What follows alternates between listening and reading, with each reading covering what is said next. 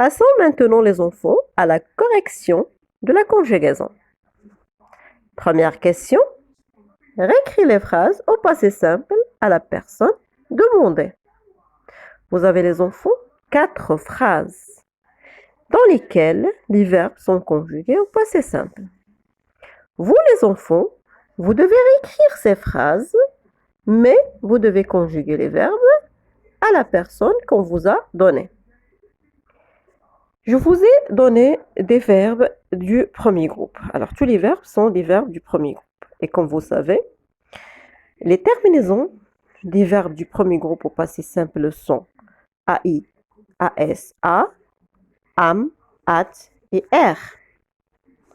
Alors, les verbes que je vous ai donnés sont des verbes avec lesquels vous devez faire attention. Première phrase, ils plongèrent dans la piscine. Le verbe c'est plongèrent. Son infinitif c'est plonger. Il se termine par GER. Et comme j'ai déjà expliqué les enfants, les verbes qui se terminent par GER doivent garder la lettre E devant le A de la terminaison. Pourquoi? Pour ne pas prononcer le son G.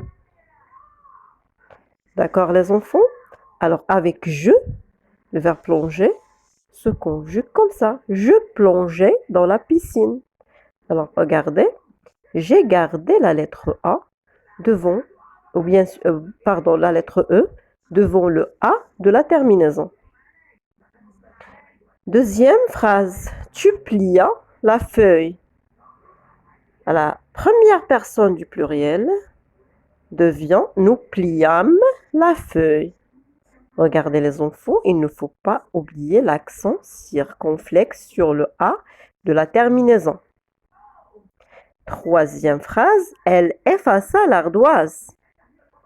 Alors l'infinitif de effaça, c'est effacer.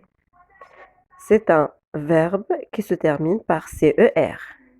Et bien sûr, les verbes qui se terminent par CER, au passé simple de l'indicatif, la lettre C doit prendre la CD devant le A de la terminaison, dans toutes les personnes, sauf la troisième personne du pluriel. Pourquoi? Parce qu'à la troisième personne du pluriel, la lettre C s'écrit devant E. Alors, elles effacèrent l'ardoise. Et quand la lettre C s'écrit devant E, elle ne prend pas la CD parce qu'automatiquement, elle se lit ce. Dernière phrase, vous conjugâtes les verbes. Alors, l'infinitif de conjugate, c'est conjuguer.